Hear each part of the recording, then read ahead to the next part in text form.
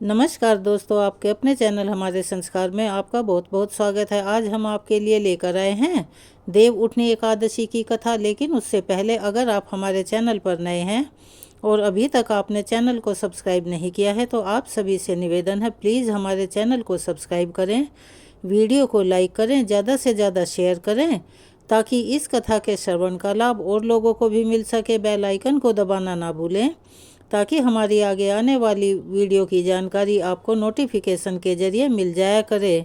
आपका ये छोटा सा प्रयास बहुत कारगर सिद्ध होता है और हमारे उत्साह को बढ़ाता है।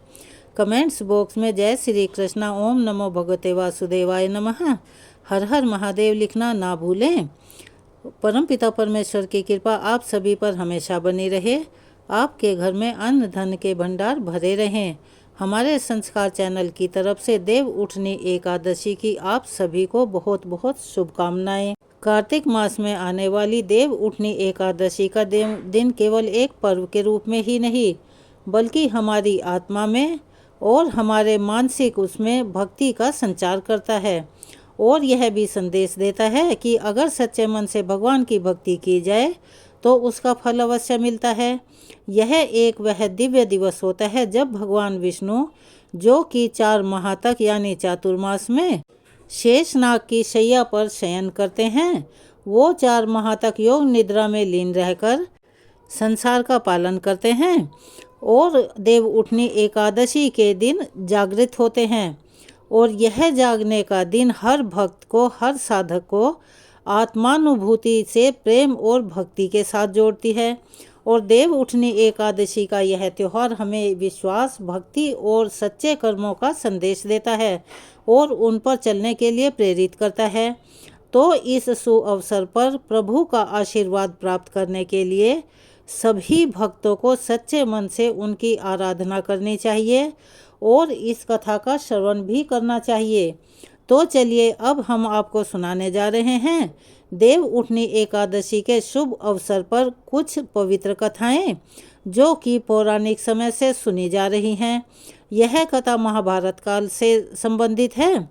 महाभारत काल के समय में जब धर्मराज युधिष्ठिर के महल में भगवान श्री कृष्ण विराजमान थे, उस समय धर्मराज युधिष्ठिर ने नतमस्तक होकर भगवान श्री कृष्ण को प्रणाम किया और स्तुति करने के बाद हाथ जोड़कर विनम्रता पूर्वक पूछा, हे श्री कृष्ण, मैंने आपके मुख से रमा एकादशी का यथार्थ महात्म्य सुना और अब मैं आपसे अनुरोध करता हूँ कि कार्तिक शुक्ल पक्ष में जो एकादशी होती है उसकी भी महिमा बताइए।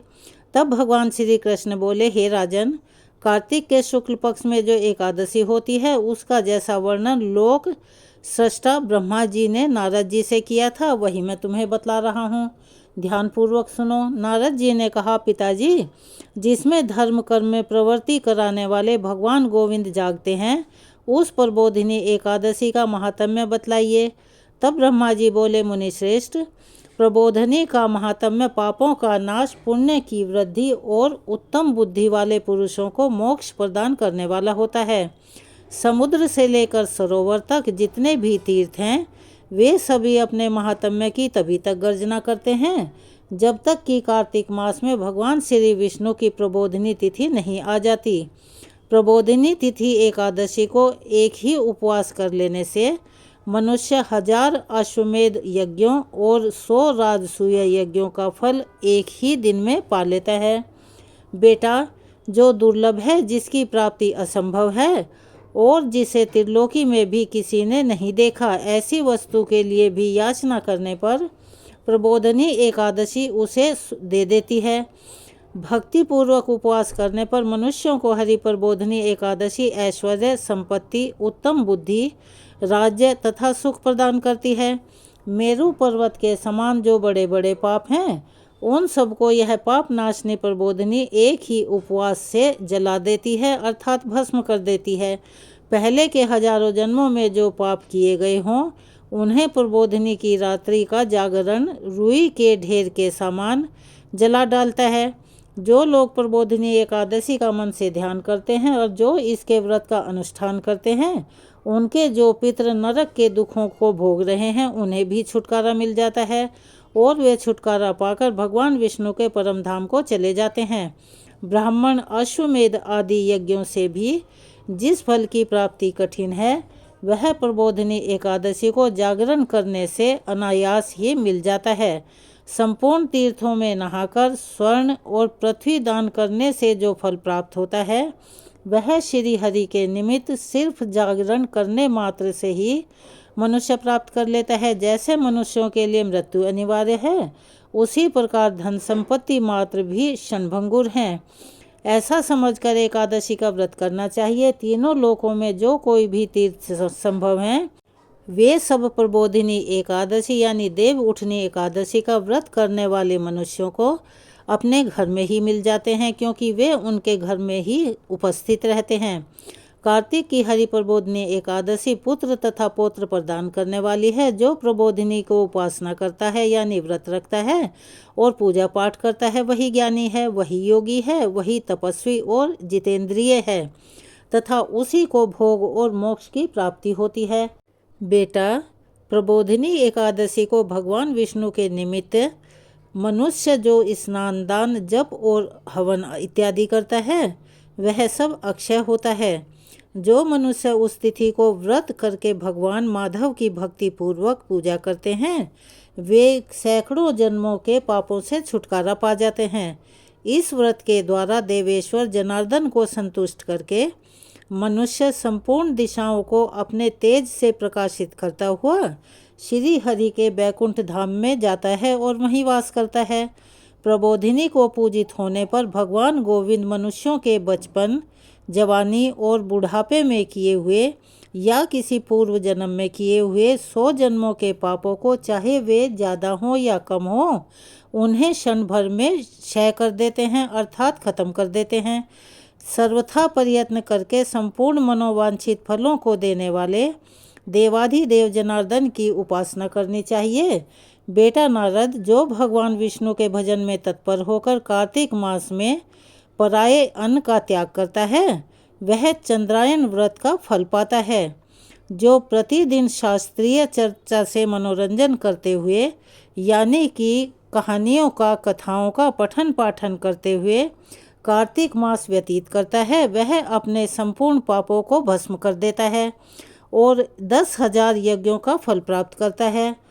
कार्तिक मास के पावन महीने में पौराणिक कथाओं को अर्थात धार्मिक कथाओं को कहने, पढ़ने और सुनने से और दूसरों को सुनाने से भगवान मधुसूदन जितना संतोष प्राप्त करते हैं, वैसा उन्हें यज्ञ, दान अथवा जप आदि से भी नहीं मिलता। जो शुभ कर्म परायण पुरुष कार्तिक मास में एक या आधे श्लोक से भी भगवान विष्णु की कथा को पढ़ते हैं, उन्हें 100 गोदान करने के बराबर फल मिलता है। महामुनि कार्तिक में भगवान केशव के सामने शास्त्र का स्वाध्याय तथा श्रवण करना चाहिए। मुनि श्रेष्ठ जो कार्तिक में कल्याण प्राप्ति के लोभ से श्री हरि की कथा का प्रबंध करता है, यानी कि उनको बाँचता है, ये पढ़ता है, दूसरों को सुनाता है, वह अपनी 100 पीढ़ियों को तार देता है। जो मनुष्य नियम पूर्वक कार्तिक मास में भगवान विष्णु की कथा को सुनता है, उसे सहस्त्रों गौदान का फल मिलता है। जो प्रबोधिनी एकादशी के दिन श्री विष्णु की कथा का श्रवण पठन करता है या किसी को सुनाता है, उसे 7 द्वीपों से युक्त पृथ्वी दान करने के बराबर फल प्राप्त होता है। हे मुनि श्रेष्ठ, जो भगवान विष्णु की कथा सुनकर अपनी शक्ति के अनुसार कथावाचक यानी पंडित की या अपने गुरु की, जिससे भी वो कथा सुनते हैं, उनकी यथाशक्ति पूजा करते हैं, उन्हें अक्षय लोक और अक्षय पुण्य की प्राप्ति होती है। हे नारद, जो मनुष्य कार्तिक मास में भगवत संबंधी गीत और शास्त्र विनोद के द्वारा समय बिताता है, यानी कि उनका स्मरण और वंचन करता है, उनकी पुनरावृत्ति मैंने नहीं देखी है। हे मुनि, जो पुण्यात्मा पुरुष भगवान के समक्ष गान, नृत्य, वाद्य और श्री विष्णु की कथा करता है, वह तीनों लोकों के ऊपर विराजमान होता है। हे मुनि श्रेष्ठ, कार्तिक प्रबोधिनी एकादशी के दिन बहुत से फल, फूल, कपूर, अर्घ्य और कुमकुम के द्वारा श्री हरि की पूजा करनी चाहिए। एकादशी आने पर धन की कंजूसी ना करें और जितनी भी आपकी क्षमता हो उस दिन दान आदि करने से असंख्य यानी अक्षय पुण्य की प्राप्ति होती है। प्रबोधिनी को जागरण के समय शंख में जल लेकर फल तथा विविध प्रकार के द्रव्यों के द्वारा जो श्री जनार्दन को अर्घ देता है, जैसा कि देना चाहिए, वह संपूर्ण तीर्थों में स्नान करने और सब प्रकार के दान देने का फल प्राप्त करता है। वही प्रबोधनी एकादशी को अर्घ देने से करोड़ों गुना होकर प्राप्त होता है। हे देव ऋषि, अर्घ देने के पश्चात भोजन, आच्छादन और दक्षिणा आदि के द्वारा भगवान विष्णु की प्रसन्नता के लिए गुरु की भी पूजा करनी चाहिए। जो भी मनुष्य इस दिन श्रीमद् भागवत की कथा को सुनता है, पढ़ता है या दूसरों को सुनाता है, उसे एक एक अक्षर पर कपिला गौदान का फल मिलता है।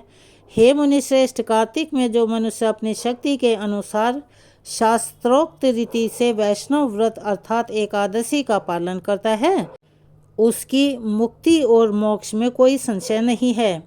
केतकी के एक पत्ते से पूजित होने पर भगवान गरुड़ ध्वज 1000 वर्ष तक अत्यंत तृप्त रहते हैं।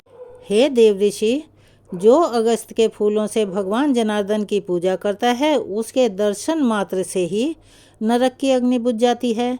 वत्स, जो कार्तिक मास में भगवान जनार्दन को तुलसी के पत्र और पुष्प अर्पण करते हैं, उनका जन्म भर का किया हुआ सारा पाप स्वतः ही भस्म हो जाता है। हे मुने, जो प्रतिदिन दर्शन, स्पर्श, ध्यान, नाम कीर्तन, स्तवन, अर्पण, सिंचन, नित्य पूजन और नमस्कार के द्वारा तुलसी में 9 प्रकार की भक्ति करते हैं, वे कोटि सहस्त्र युगों तक पुण्यों का विस्तार करते हैं। नारद, सब प्रकार के फूलों और पत्तों को चढ़ाने से जो फल मिलता है, वह कार्तिक मास में केवल तुलसी के एक पत्ते से ही मिल जाता है। कार्तिक मास आया देख प्रतिदिन नियम पूर्वक तुलसी के कोमल पत्तों से महाविष्णु श्री जनार्दन का पूजन करना चाहिए। सैकड़ों यज्ञों द्वारा देवताओं का यज्ञ करने से और अनेक प्रकार के दान देने से जो पुण्य प्राप्त होता है, वह कार्तिक में सिर्फ तुलसी दल मात्र से ही केशव की पूजा करने पर मिल जाता है। तो चलिए एक बार प्यार से बोलिए, कृष्ण भगवान की जय। अब हम आपको सुनाने जा रहे हैं देव उठनी एकादशी की दूसरी कथा।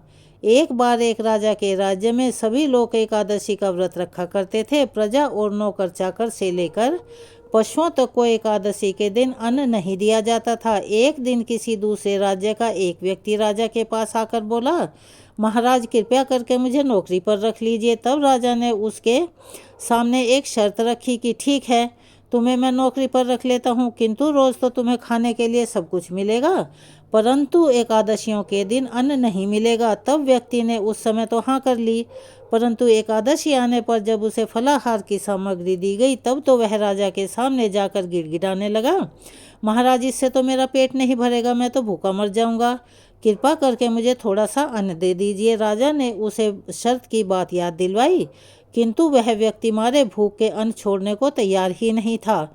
तब राजा ने उसे आटा, दाल, चावल आदि दे दिए। अब वह नित्य की तरह नदी पर पहुंचा और स्नान कर भोजन पकाने लगा। जब भोजन पक गया, तब वह भगवान को बुलाने लगा कि आइए प्रभु, भोजन तैयार है। उसके बुलाने पर तुरंत ही पीताम्बरधारी भगवान चतुर्भुज रूप में वहां आ पहुँचे और बड़े प्रेम से उसके साथ भोजन करने लगे। भोजन आदि करके भगवान तो अंतर्ध्यान हो गए और वह व्यक्ति अपने काम पर चला गया। लेकिन 15 दिन के बाद फिर अगली एकादशी को वह फिर राजा से कहने लगा, महाराज अब की बार मुझे दुगनी सामग्री दो, क्योंकि उस दिन तो मैं भूखा रह गया। राजा ने कारण पूछा तो व्यक्ति ने बताया कि महाराज, हमारे साथ भगवान भी तो भोजन करते हैं, इसीलिए भोजन की यह सामग्री हम दोनों के लिए पूरी नहीं होती। यह सुनकर राजा को बड़ा आश्चर्य हुआ। वह बोला, मैं यह बात नहीं मान सकता कि भगवान तुम्हारे साथ भोजन करते हैं। अरे मैं तो इतना व्रत रखता हूँ, पूजा करता हूँ, दान इत्यादि करता हूँ, भगवान ने मुझे तो कभी दर्शन नहीं दिए। राजा की बात सुनकर वह बोला, महाराज यदि आपको इस बात का विश्वास ना हो तो मेरे साथ चलिए और देख लीजिए। फिर तो राजा एक पेड़ के पीछे छुपकर बैठ गया। उस व्यक्ति ने भोजन पकाया, भगवान को शाम तक पुकारता रहा, परंतु भगवान नहीं आए। आखिरकार उस व्यक्ति ने कहा, हे प्रभु, यदि आज आप नहीं आए तो मैं इस नदी में कूदकर अपने प्राण त्याग दूंगा। भगवान तब भी नहीं आए। तब वह व्यक्ति प्राण त्यागने के उद्देश्य से नदी की तरफ बढ़ने लगा।